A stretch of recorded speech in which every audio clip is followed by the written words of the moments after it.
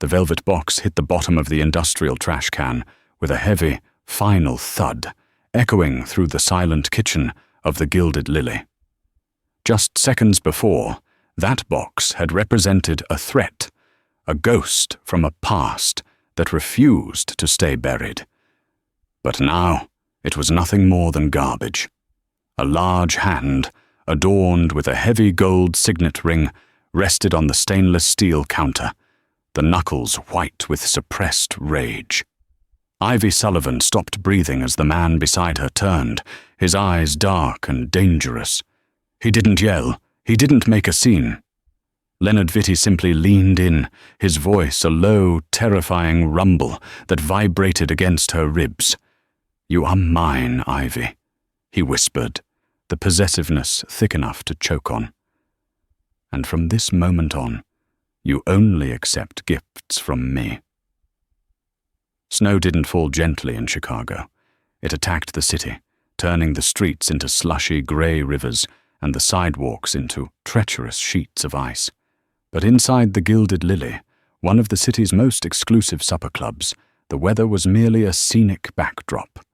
The air here smelled of expensive pine, roasting duck, and the distinct metallic tang of old money. Ivy Sullivan adjusted her apron, wincing slightly as the stiff fabric rubbed against the bruise on her hip, a souvenir from slipping on the icy steps of her apartment building that morning. She checked her reflection in the brass siding of the espresso machine. Tired hazel eyes stared back. She was 26, but tonight she felt 40. "Table 4 needs a refill on the Barolo, Ivy," the floor manager, a nervous man named Arthur, hissed as he speed-walked past her. "And smile, for God's sake. It's Christmas Eve." "On it, Arthur," Ivy murmured. She moved through the dining room with the practiced grace of someone who had been invisible for years. Ivy was good at her job because she knew how to disappear. She knew how to place a glass down without a sound, how to anticipate a request before it was spoken, and how to ignore the wandering hands of drunk businessmen. But there was one table where she couldn't be invisible. Table 1. The booth in the far corner, shrouded in shadows, possessing the best vantage point of the entire room. Leonard Vitti sat there. He wasn't eating. He rarely ate. He had an espresso in front of him, black, and a tumbler of amber liquid that he hadn't touched in 20 minutes. Leonard was a man who took up space, even when he was sitting perfectly still. He was broad-shouldered, wearing a charcoal suit that cost more than Ivy's tuition debt. His face was all hard angles and dark stubble, with eyes that were black, intelligent, and currently fixed on the front door. Ivy approached table 4, poured the wine, and felt the weight of a gaze on her back. She didn't turn around. She knew it was him.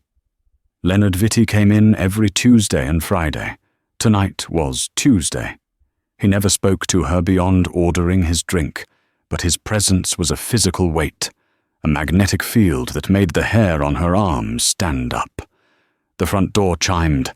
A gust of freezing wind cut through the warmth of the restaurant as a courier stepped inside. He looked out of place in his blue windbreaker, shaking snow off his boots. He scanned the room, looking lost until he spotted Arthur.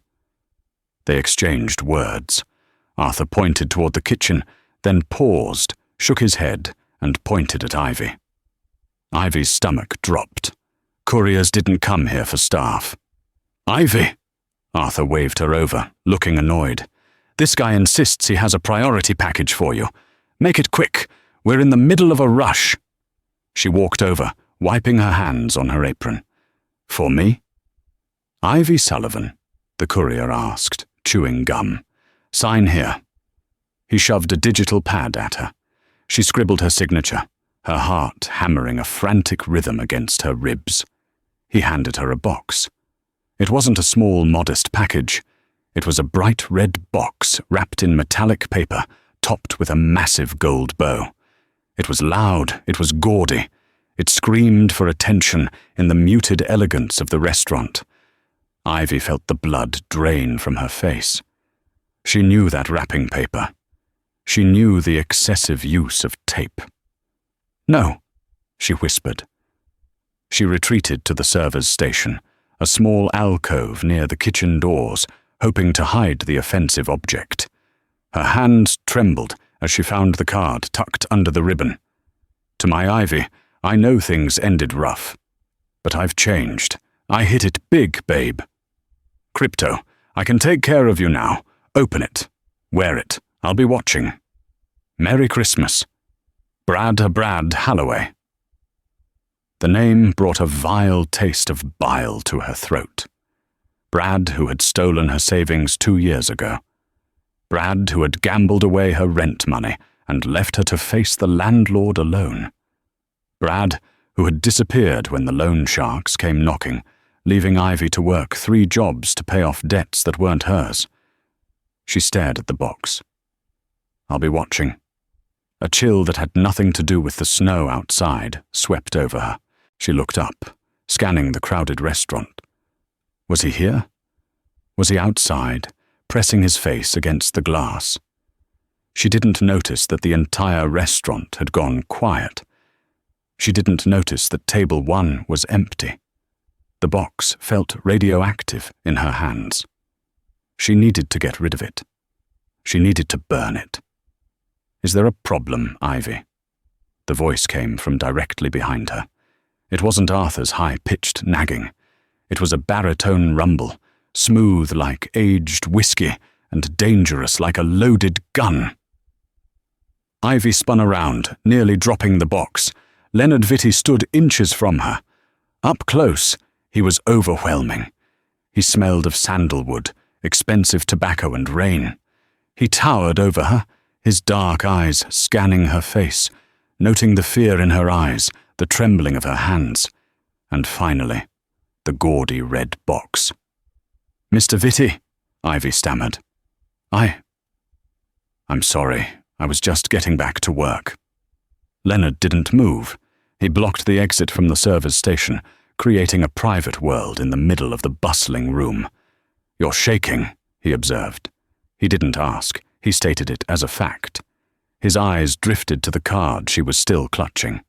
Before she could pull it away, he reached out. His hand was large, his fingers long and calloused. He plucked the card from her fingers with a delicacy that contradicted his size. "Mr. Vitti, please, it's personal." He read it. His expression didn't change, but the air around him seemed to drop 10 degrees. The jaw muscle ticked once. "Brad," Leonard said the name, as if he were tasting something rotten. "The ex-boyfriend, the one who left you with $40,000 in debt to the North Side Syndicate." Ivy froze. How do you know that?" Leonard looked at her then, really looked at her. "I know everything about you, Ivy. I know you live on 4th Street. I know you take your coffee with 2 sugars. I know you work here, at the diner on weekends, and freelance edit on Mondays. It should have been terrifying. It was terrifying. But the way he said it, there was no malice. There was only an intense, consuming focus. He looked at the red box. "Open it." "What?" "Open the box, Ivy. I don't want it. I don't want anything from him." "Open it," Leonard commanded softly. "Let's see what a man who sells his soul for crypto thinks you are worth." Her hands shaking, Ivy tore the paper. Inside was a black velvet jewelry box. She flipped the lid. Sitting on the cushion was a necklace. It was gold, or at least gold-plated. A heart-shaped pendant encrusted with stones that were too big, too bright, and obviously cubic zirconia. It was tacky, it was cheap, but worse, it was a claim. Leonard stared at the necklace. A low, dark laugh escaped his throat. It was a terrifying sound. "Garbage," he said. He reached out and took the box from her hands. "Mr. Vitti, you can't—" He didn't listen. He turned and walked toward the kitchen. Ivy scrambled to follow him, her heart in her throat. The kitchen staff froze as Leonard Vitti walked in. The chefs stopped chopping, the dishwashers stopped scrubbing. This man owned the building. He owned half the block. Leonard walked to the large industrial trash can near the prep station. He didn't just drop the necklace in. He held it over the bin, looking at it with pure contempt. "He thinks he can buy you back with plated gold and glass," Leonard murmured, more to himself than to her. He dropped the box. Thud. He turned to Ivy. The kitchen was dead silent. The only sound was the hum of the refrigerator. He stepped closer, invading her personal space, forcing her to look up at him. He reached out, his thumb grazing her cheekbone, wiping away a tear she hadn't realized had fallen. "You are not a consolation prize for a gambler, Ivy," Leonard said, his voice low and fierce. "You don't accept trash, and you don't accept apologies wrapped in foil." He leaned down, his lips brushing her ear. "From now on, you only accept gifts from me." Ivy's breath hitched. "Why?" she whispered. "Why do you care?" Leonard pulled back, his dark eyes locking onto hers. "Because, Tesoro, I've been waiting for you to realize you're a queen, not a servant, and I kill anyone who disrespects a queen." The rest of the shift was a blur. Leonard returned to table 1, but he didn't drink. He watched. He watched the door. He watched the windows. He watched her. Ivy felt like she was walking on a wire. The fear of Brad was still there, lurking in the back of her mind, but it was now warring with a confusing, electric heat that Leonard's touch had ignited. At 11:30 p.m., the restaurant began to clear out. The snow had turned into a blizzard. Ivy changed into her thick coat and wrapped a scarf around her neck. She said goodnight to Arthur, who was busy counting the till, and pushed open the back door into the alleyway. It was a short cut to the train station, usually safe enough, though tonight the shadows seemed longer than usual. She took 3 steps and stopped. A figure was leaning against the brick wall, smoking a cigarette. The cherry of the smoke glowed bright red in the darkness. "You didn't wear the necklace," a voice said. Ivy's blood turned to ice. She knew that voice, the whiny, arrogant tilt to the vowels. Brad Halloway stepped into the light of the single flickering street lamp. He looked different than she remembered. His suit was flashy, a bright blue that looked ridiculous in the winter gloom. He had capped his teeth. They were blindingly white when he smiled. "Hello, Ivy." "Brad," she managed to say, clutching her purse strap. "Go away." Is that any way to greet the man who's trying to spoil you? He flicked the cigarette into the snow. "I saw the delivery guy go in. I know you got it. That was a $2,000 piece, babe." "It was fake, Brad. Just like you," Ivy snapped, surprised by her own boldness. Maybe it was the residual adrenaline from Leonard. Brad's smile faltered. His eyes narrowed. "You've got a mouth on you now. I like it." He took a step toward her. "Look, I know I messed up. But I'm flush now. I can pay off your little debts. I can move you into a penthouse. But you gotta stop playing hard to get." "I paid my debts," Ivy hissed, stepping back. "I worked 3 jobs for 2 years to clean up your mess. I don't owe you anything. And I definitely don't want you." Brad's face twisted. The nice guy facade dropped instantly. He lunged forward, grabbing her wrist. "You listen to me, you ungrateful little—" "Let go of me!" Ivy screamed, struggling against his grip. "You think you're better than me?" Brad snarled, yanking her closer. "You're a waitress! You're nothing without me!" Suddenly, high beams flooded the alleyway, blinding them both. A sleek black SUV roared down the narrow passage, tires crunching over the snow, stopping just inches from them. The doors flew open. 2 men in dark coats stepped out. They were huge, built like linebackers. But it was the man who stepped out of the back seat who made the air leave the alleyway. Leonard Vitti emerged into the snow. He wasn't wearing an overcoat, just his suit, seemingly immune to the cold. He adjusted his cufflinks, looking bored. "Let her go," Leonard said. He didn't shout. He didn't have to. Brad squinted into the light, still holding Ivy's wrist. "Who the hell are you? This is a private conversation, pal. Get back in your car." One of Leonard's bodyguards, a man with a scar running down his cheek, named Rocco, chuckled darkly. Leonard sighed. He walked forward, the snow crunching under his Italian leather shoes. Brad Halloway, born in Ohio, failed real estate license, failed crypto exchange, currently laundering money for the East Side triads, and doing a very poor job of it. Brad froze. He released Ivy's wrist as if it burned him. "How? Who are you?" Leonard stepped between Ivy and Brad, shielding her completely. He looked down at Brad with the indifference of a boot regarding an ant. "I am the man who owns the pavement you are standing on," Leonard said. "I am the man who owns the debt you think you paid off. And I am the man who is going to peel the skin off your bones if you ever touch her again." Brad stumbled back, his bravado crumbling. He recognized the face now. Everyone in Chicago knew the face of the Vitti crime family boss, even if they pretended they didn't. "Mr. Vitti," Brad squeaked. I didn't know. She's my ex. I was just—" "She's nothing to you," Leonard cut him off. "She's not your ex. She's not your past. She's a stranger to you. If you say her name, if you write it down, if you even think about her in the privacy of your own mind, I will know, and I will come for you." Leonard turned his back on Brad, dismissing him as a threat. He looked at Ivy. She was shivering, adrenaline crashing hard. "Get in the car, Ivy," Leonard said softly. "I can take the train," she whispered, though her legs felt like jelly. "There are no trains where you are going," Leonard said. He took off his suit jacket and draped it over her shoulders. It was heavy, warm, and smelled of him.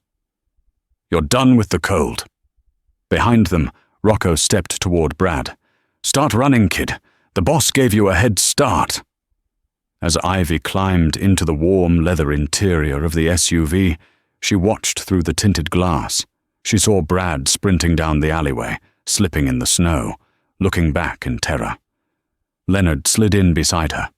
The door closed, shutting out the wind, the city, and her past. "Where are we going?" Ivy asked, pulling his jacket tighter around herself. Leonard poured a glass of water from a crystal decanter built into the console and handed it to her. "Home," he said. "My home, because it's clear yours isn't safe anymore."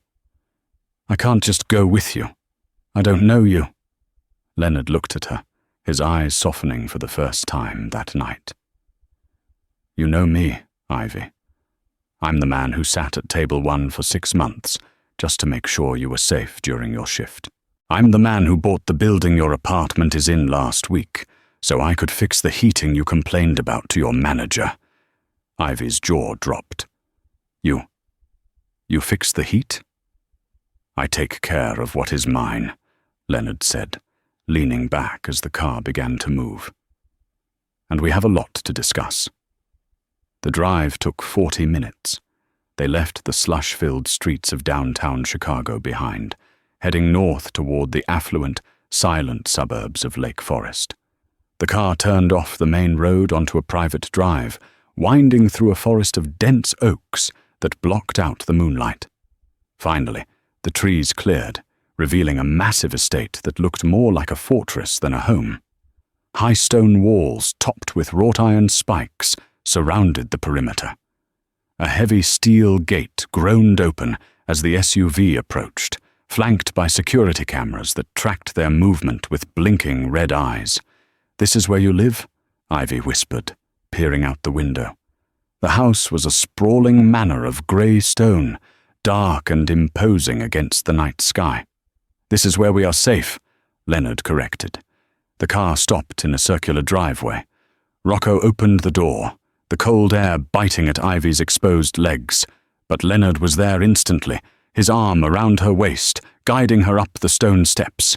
The front doors were double-height mahogany, opening automatically as they approached. Inside, the house was warm, silent, and terrifyingly grand. The foyer had marble floors that reflected a crystal chandelier the size of a small car. A grand staircase swept up to a second-floor gallery. It was beautiful, but it felt empty. It felt like a museum, not a home. "Rocco, have the perimeter checked again. Double the night shift," Leonard ordered over his shoulder as he guided Ivy toward the stairs. "Yes, boss." "Leonard, stop!" Ivy planted her feet, refusing to take the first step. He paused, looking down at her. He was on the first step, so he towered over her even more than usual. "What is it?" "I can't just move in here. I have a life. I have a cat. I have a shift tomorrow morning at 10. Leonard sighed, a sound of infinite patience. "Your cat, Barnaby, was picked up by my team an hour ago. He is currently eating fresh salmon in the kitchen. Your shift at the Gilded Lily has been covered. I bought your contract from Arthur. You are officially retired." Ivy felt the blood rush to her head. You stole my cat? You bought my job?" "I secured your pet, and I freed you from a job that didn't pay you enough to buy a winter coat without a hole in the pocket." He reached out, his fingers grazing the worn fabric of her jeans. "I'm not trying to control you, Ivy. I'm trying to elevate you." "That is the definition of control," Ivy snapped. "I worked hard for that life. It was mine." Leonard stepped down, closing the distance. The intensity in his eyes pinned her in place. "It was a life of survival. You were drowning, Ivy. You were working 3 jobs to pay for a mistake a man-child made. That isn't living. That is serving time."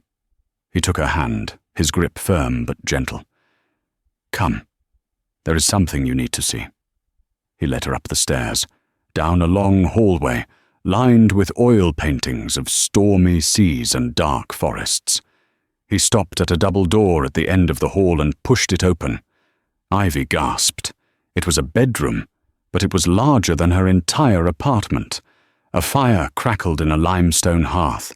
A 4-poster bed with sheer curtains dominated the center. But it wasn't the furniture that made her breath catch.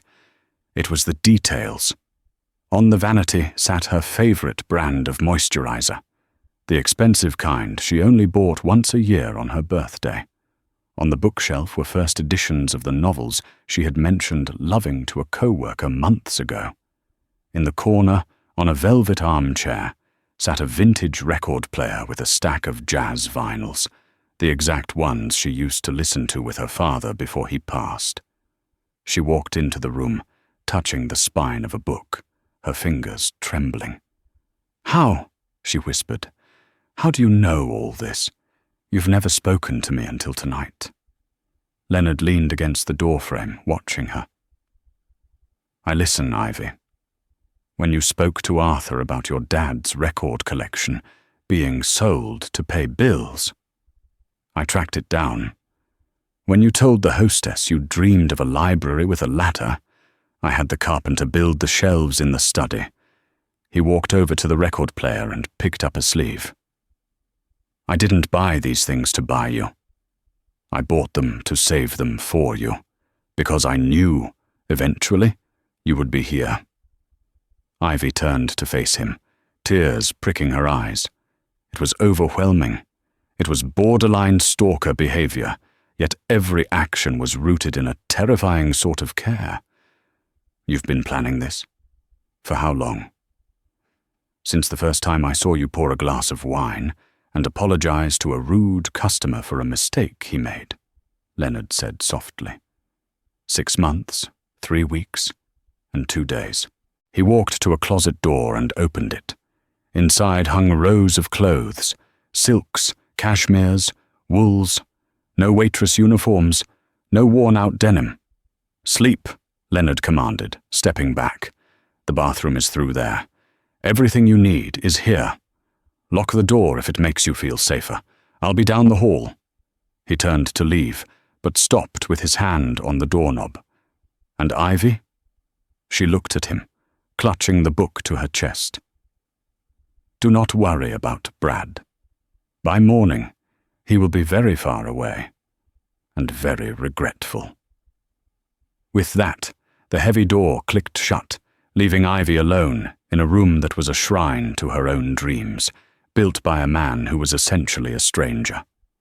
She walked to the window and looked out at the dark forest. She was a prisoner. But as she touched the soft Egyptian cotton of the sheets, she realized she was a prisoner who had been cold for a very long time. And finally, the fire was warm. Morning came with a soft knock on the door. Ivy woke with a start, disoriented. For a second, she expected the peeling paint of her ceiling and the sound of her neighbors arguing. Instead, she saw a crystal chandelier and sunlight streaming through heavy velvet drapes. "Come in," she croaked. A middle-aged woman with a stern face and a grey bun entered, carrying a silver tray. "Good morning, Miss Sullivan. Mr. Vitti requested you have breakfast in bed, but he is waiting for you in the study when you are ready." "Thank you," Ivy said, sitting up. The tray held a perfect omelette, fresh fruit, and coffee that smelled like heaven. "What is your name?" "I am Martha," the woman said. "I run the household. If you need anything at all, you ask me." She paused, her stern face softening slightly. "It is nice to see this room used. He has kept it sealed for months." Ivy ate quickly, the reality of her situation setting in. She showered in a bathroom made of white marble and gold fixtures, then stood before the closet Leonard had filled. She refused to wear the gowns. She found a pair of simple black trousers and a cream cashmere sweater. It felt like armor. Soft, expensive armor. She found her way downstairs, following the sound of a low voice. She found Leonard in a study that smelled of leather and cigar smoke. He was sitting behind a massive desk, speaking rapidly into a phone. "I don't care what Miller says. The shipment is ours. If he touches the docks, burn them." He hung up the phone and looked up. His face, which had been hard and cruel a second ago, relaxed instantly when he saw her. "You look beautiful," he said. "Better than the apron." "We need to talk about the burning docks part," Ivy said, crossing her arms. "Leonard, I can't just stay here. I'm not a pet. I need to do something." Leonard stood up and walked around the desk. He was wearing a navy suit today, looking every inch the corporate shark, if corporate sharks carried concealed weapons. "You want to work?" he asked, amused. "Yes. I'm an editor. I have clients. I need my laptop." "Your laptop is on the desk over there." He pointed to a smaller, elegant writing desk in the corner. "I had it retrieved from your apartment, along with your hard drives." Ivy blinked. He really had thought of everything. "Okay, fine. But I can't stay cooped up in this house.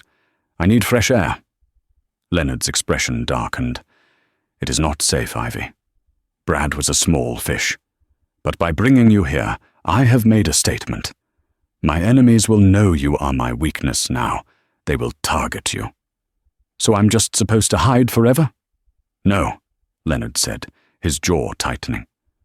"You are not hiding. You are preparing. Tonight, there is a gala. The mayor's charity ball. I wasn't going to go. But now, I think it is time Chicago met the woman who holds my leash. I don't have anything to wear to a gala," Ivy said, panic fluttering in her chest. "Then we go shopping." The shopping trip was a military operation. They took the armored SUV. 2 black sedans followed them. They went to the Magnificent Mile, But instead of entering through the front doors, they were ushered into the private back entrances of the most exclusive boutiques. Ivy stood on a podium in front of a three-way mirror, wearing a gown of emerald green silk that clung to every curve. It was backless, daring, and incredibly expensive. Leonard sat on a velvet sofa behind her, sipping champagne, his eyes dark and appreciative. "That one?" he said. "It's $4,000, Ivy said, looking at the tag. "I could pay rent for 6 months with this." "You don't pay rent anymore," Leonard reminded her. "Turn around." She turned, his eyes locked onto the small bruise on her hip, visible through the high slit of the dress.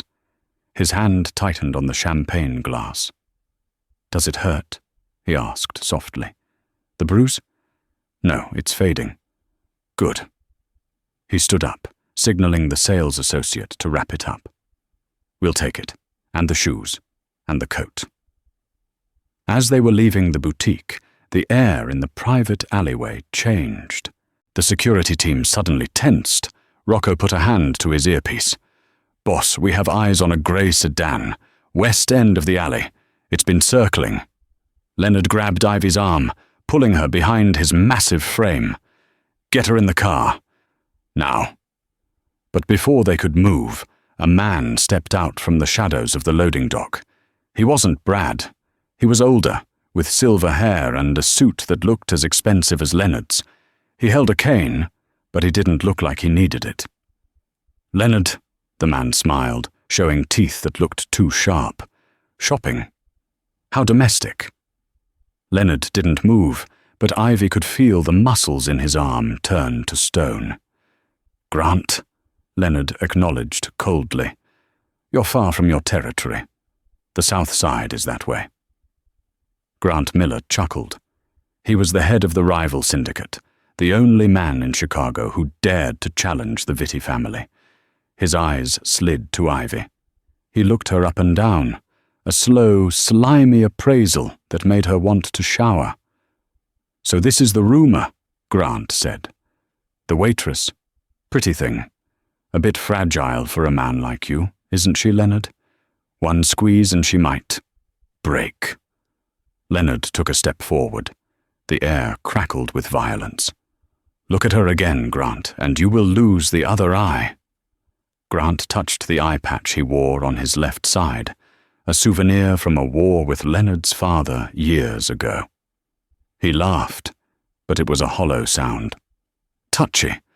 I just came to deliver a Christmas greeting, and to give the lady a gift." He reached into his pocket.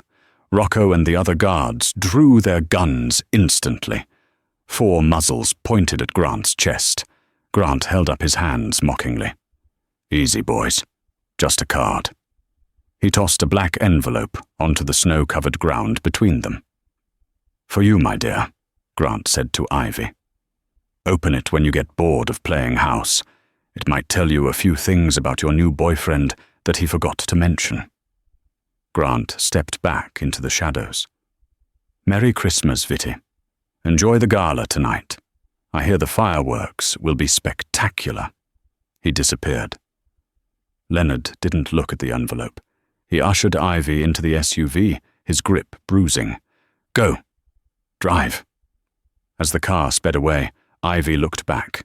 The black envelope lay in the snow, a dark stain on the pristine white. "What did he mean?" Ivy asked, her heart hammering. "What things?" Leonard didn't answer. He stared straight ahead, his face a mask of fury. But his hand found hers, squeezing so hard it almost hurt. "He is trying to poison you against me," Leonard said finally. "Grant Miller is a liar and a snake. Do not listen to the hiss." But the seed of doubt had been planted. Ivy looked at the profile of the man who had saved her, the man who had bought her a library and stolen her cat. He was powerful. He was protective. But he was also a killer. And as the car raced back toward the fortress, Ivy wondered if she was the queen of the castle, or just the most prized possession in the vault. The mayor's charity ball was held at the Navy Pier Grand Ballroom. It was a sea of black ties, glittering diamonds, and fake smiles. Ivy wore the emerald dress. Her hair was swept up, revealing the elegant line of her neck. A diamond choker, a real one this time, a gift from Leonard before they left, rested against her throat. She looked like she belonged, but she felt like an imposter. Leonard kept her close. His hand never left the small of her back. Every time a man looked at her for too long, Leonard stared him down until he looked away. It was intoxicating, being the center of such fierce attention. "Relax," Leonard whispered in her ear as they moved through the crowd. "You are the most beautiful woman here. Heads are turning because they are jealous, not because they are judging." Ivy took a sip of champagne. "Grant Miller said something about fireworks. Do you think he's going to try something here? With half the police force and the mayor present? No. Grant is arrogant, not stupid. He plays mind games." They were interrupted by the mayor himself, a jovial man who shook Leonard's hand with a bit too much enthusiasm, clearly aware of who actually ran the city. While Leonard was distracted talking politics, a waiter bumped into Ivy. "So sorry, madam," the waiter mumbled. He slipped a napkin into her hand. "You dropped this?" He walked away quickly before she could react. Ivy looked down. It wasn't a napkin. It was a folded note. She glanced at Leonard. He was deep in conversation. Her heart racing, she unfolded the paper. It was a photocopy of a document, a police report from 2 years ago. The report detailed a loan shark operation that had targeted low-income workers. The name of the victim listed was Ivy Sullivan. The name of the man who owned the loan company was listed as a shell corporation. And underneath, in handwriting she recognized from the black envelope earlier, were the words, "Who do you think bought Brad's debt in the first place?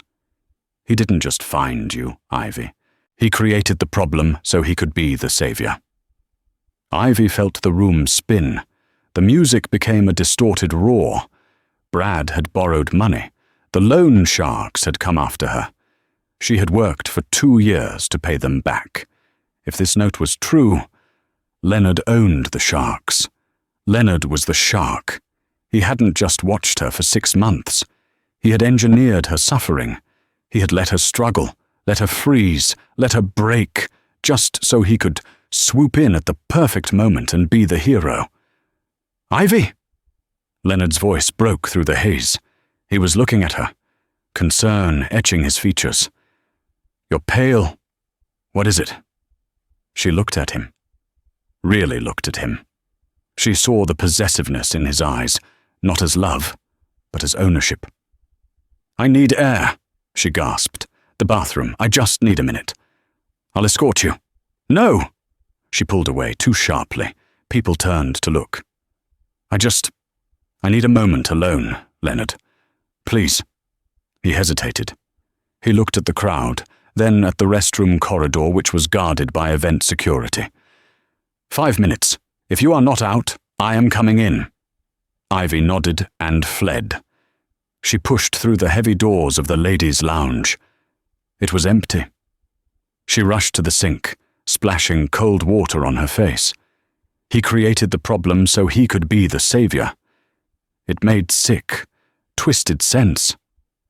Why else would a mafia don notice a waitress? Unless he was the one pulling the strings of her misery all along. The door to the lounge opened. Ivy spun around, expecting a guest. It was Brad. But he wasn't the cocky Brad from the alley. He was bruised, his lip split, wearing a waiter's uniform that was too big for him. "Ivy," he hissed, "you have to listen to me." "Brad, what are you doing here? Leonard said you were gone. He tried to kill me." Brad's eyes were wild. "His men, they beat me. They told me to leave town, but I couldn't leave without telling you. Grant Miller, he saved me. He got me in here. Grant Miller is using you. Ivy backed away. Maybe. But he gave me the file. Brad pulled a stack of papers from his jacket. Look at it, Ivy. Leonard Vitti bought my debt 2 weeks after I left you. He could have wiped it clean. He could have told you. But he didn't. He let you work yourself to death for 2 years while he watched. He wanted you broken. He wanted you desperate. Ivy stared at the papers. The dates matched.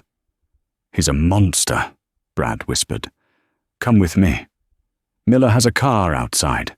He can get us out of Chicago. We can start over. Ivy looked at Brad. Then she looked at the door where Leonard was waiting. Betrayal burned in her chest, hot and agonizing. Leonard had lied. He had manipulated her life like a chess game. Let's go, Ivy whispered. Brad grabbed her hand. He led her not out the main door, but through a service entrance in the back of the lounge. They hurried down a narrow concrete hallway, the sounds of the party fading. They burst out into the cold night air of the loading docks. A grey sedan was waiting, engine running. Grant Miller sat in the back seat, the window rolled down. Smart girl, Miller smiled. Get in.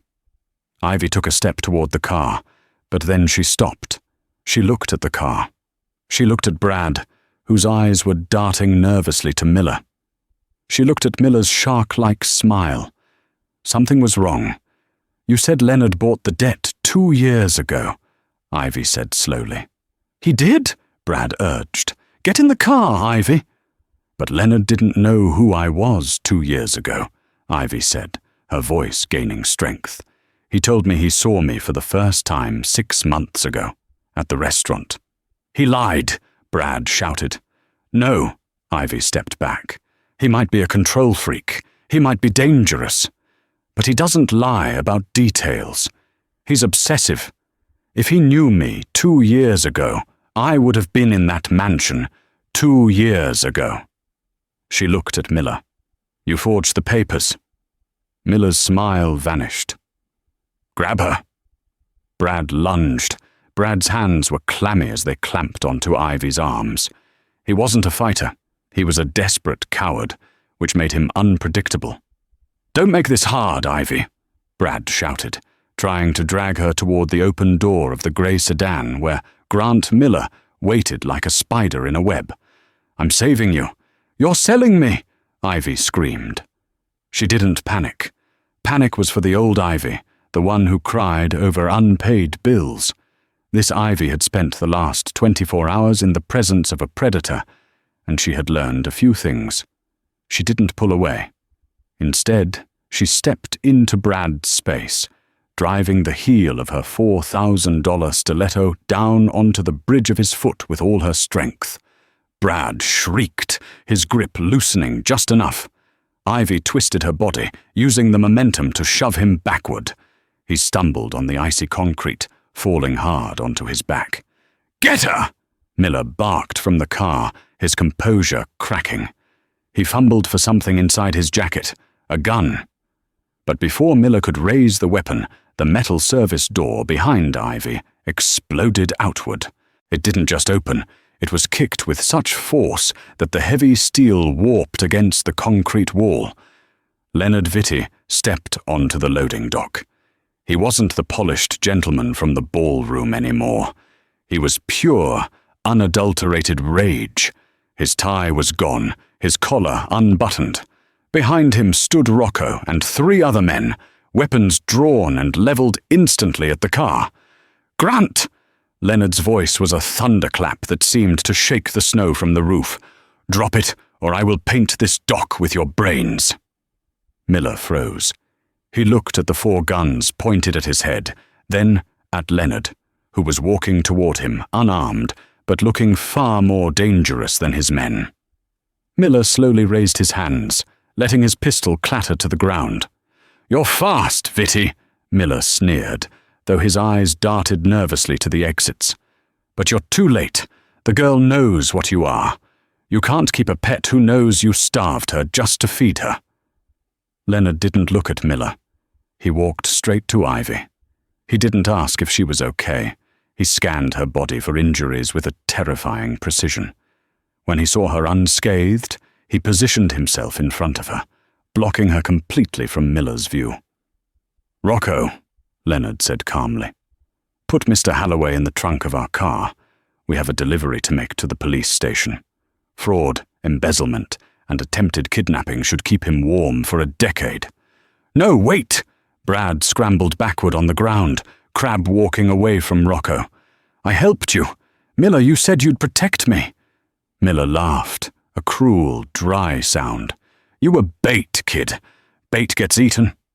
Rocco grabbed Brad by the collar of his ill-fitting waiter's jacket and dragged him away, ignoring his sobbing pleas. Leonard turned his attention to Miller, who was still sitting in the back of the sedan. "You forged a document," Leonard said. "You tried to turn her against me with a lie about dates." "It worked, didn't it?" Miller smirked. For a minute there, she looked ready to run. "You'll never trust her again, Leonard. And she'll never trust you. I've poisoned the well." "She didn't get in the car," Leonard corrected him softly. "She did the math. She figured out your lie. That is why she is my queen, and you are just a petty thief with a cane." Miller's face twisted in anger. "I still have the docs, Vitty. My shipment comes in tonight. While you're here playing bodyguard, my men are securing the biggest weapons deal in Chicago history. You lose." Leonard checked his watch. "Actually, Grant, you might want to check the news." "What?" "The fireworks," Leonard said, a dark smile playing on his lips. "You promised Ivy fireworks." At that exact moment, a dull, booming roar echoed from the distance, coming from the direction of the harbor. The sky to the south lit up with a brilliant orange glow. It wasn't festive fireworks. It was an explosion. Miller's phone began to ring frantically. He stared at the orange glow reflecting in the snow, his face draining of color. "My warehouse," Miller whispered. "Your illegal munitions warehouse," Leonard corrected. "I tipped off the feds an hour ago, and then I had my men rig the gas main just in case the feds were slow. It seems the gas main went first." Leonard leaned down, resting his hands on the open window of the sedan, inches from Miller's face. "You are finished, Grant. You have no stock. You have no money. And after tonight, the Commission will strip you of your territory for bringing heat like this down on the city. You are a king without a kingdom." Miller looked at Leonard with pure hatred, but the fear was stronger. He had lost everything in a single night. "Get out of my city," Leonard whispered. He straightened up and signaled his men. "Let him go. He's nobody now." Miller's driver didn't wait for an order. He slammed the car into gear and peeled out of the loading dock, tires screeching, leaving Miller defeated in the back seat, driving away from the burning ruins of his empire. Silence descended on the loading dock. The only sound was the distant sirens wailing toward the harbor. Leonard turned to Ivy. The rage evaporated, leaving behind a raw vulnerability that terrified her more than the violence. "You didn't get in the car," he said. It was a question, a statement, and a prayer all at once. "The dates didn't match," Ivy said, her voice trembling as the adrenaline crashed. "I knew you were obsessive, but I knew you weren't a liar." Leonard closed his eyes for a second, letting out a breath he seemed to have been holding for hours. He reached out, his hand hovering near her face, waiting for permission. Ivy didn't pull away. She leaned into his touch. "Take me home," she whispered. The ride back to the estate was different this time. There was no tension of the unknown. Ivy sat close to Leonard, her head resting on his shoulder. He held her hand in both of his, rubbing his thumb over her knuckles, as if checking they were still there. When they arrived, the house was quiet. The staff had retired. The fire in the library was still burning, merely embers now. Leonard led her into the library. He poured 2 glasses of brandy and handed her one. "I need to show you something," he said. He walked to the safe behind his desk. He spun the dial and pulled out a thick file folder. He placed it on the desk between them. "Miller lied about the dates," Leonard said, staring at the folder. "But he didn't lie about the debt." Ivy's heart skipped a beat. She set her glass down. "Open it." She opened the folder. Inside was the original loan agreement Brad had signed, and clipped to the front was a transfer of ownership document. Leonard Vitti had purchased the debt 3 days ago. "I didn't own you for 2 years, Ivy," Leonard said, his voice rough. "I found out about the debt last week, when I did a background check on you." "Why did you wait?" Ivy asked. "You bought it 3 days ago. You could have told me. You could have walked into the restaurant and said, 'You're free.'" Leonard walked around the desk and stood before her. He looked tortured.